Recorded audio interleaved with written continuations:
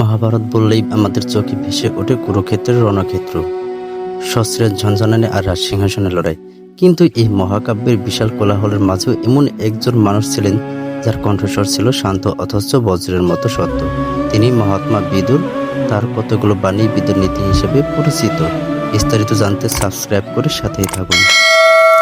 আপনারা কি জানেন, হস্তিনাপুরের রাজপ্রাসাদের থেকেও একমাত্র ব্যক্তি ছিলেন যিনি কুরুরাজ ধৃতরাষ্ট্রের মুখের ওপর দাঁড়িয়ে অন্যায়ের প্রতিবাদ করতে পারতেন? তিনিই বিদুর, যাকে বলা হয় ধর্মের অবতার। তিনি ছিলেন দাসীপুত্র, কিন্তু তার প্রজ্ঞা আর নীতিবোধ তাকে সেই সময় শ্রেষ্ঠ জ্ঞানীদের আসনে বসিয়েছিল।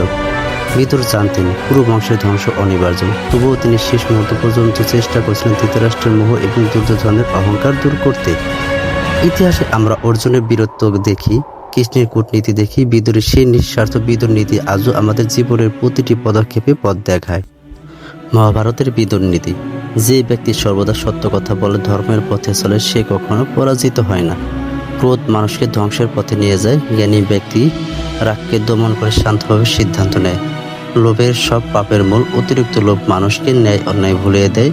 দুর্জনের সঙ্গ মানুষকে অধঃপতনের দিকে নিয়ে যায়, আর সৎ ব্যক্তির সঙ্গ উন্নতির পথ খুলে দেয়।